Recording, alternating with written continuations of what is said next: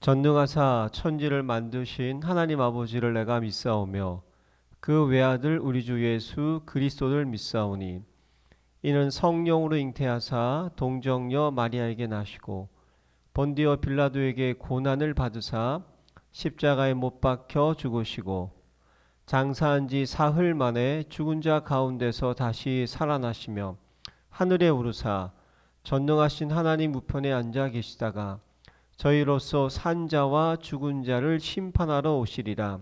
성령을 믿사오며 거룩한 공회와 성도가 서로 교통하는 것과 죄를 사하여 주시는 것과 몸이 다시 사는 것과 영원히 사는 것을 믿사옵나이다. 아멘. 하나님 아버지가 주신 영적 신분 선포문. 나는 전능하신 창조주 하나님의 당당한 자녀다. 나는 이전 것에서 완전히 거듭난 새로운 피조물이다. 나는 그리스도 예수 안에서 완전한 자로 다시 태어났다. 나는 하나님의 사랑을 받는 보배롭고 존귀한 자이다. 나는 모든 것을 가진 부자요 이 시대의 복의 근원이다. 나는 캄캄하며 혼돈하고 공허한 이 세상을 비추는 생명의 빛이다. 나는 능력을 주시는 성령 안에서 무엇이든지 할 수 있는 자다. 나는 하나님의 자녀로서 주께서 주신 하늘과 땅의 상속자다. 나는 세계복음을 위해 선택받은 왕같은 제사장이다. 나는 천만 천사의 보호와 하늘의 영광을 누리는 하늘나라 백성이다. 아멘. 행복한 정시 기도 시간입니다. 아주 중요한 시간입니다. 바쁘실 때는 조금 있다가 미뤘다가 조용한 시간, 화장실 가는 시간이 좋고 주무시기 전에도 좋고 또 잠깐 점심 먹고 쉬는 시간이라도 꼭 이 시간을 유지하시면 인생이 행복해질 것입니다. 예수께서 교회에 주신 말씀, 늘 교회를 통하여 주시는 말씀이 있습니다. 그러므로 여러분이 교회에 출석하는 것은 어떤 일보다도 중요한 것이고 예배에 성공하는 것은 곧 그 말씀을 내 것으로 삼고 현장까지 가야 되는 것입니다. 여러분의 문제가 산같이 쌓이는 그 현장에 해답되신 말씀을 가지고 갈 때 세상을 우리가 두려워하지 않게 되는 거고 세상을 우리가 변화시킬 수 있는 능력이 말씀 속에 있다는 걸 아시기 바랍니다. 그래서 우리는 세상은 멸망받을 자도 있고 재앙을 막을 자도 있습니다.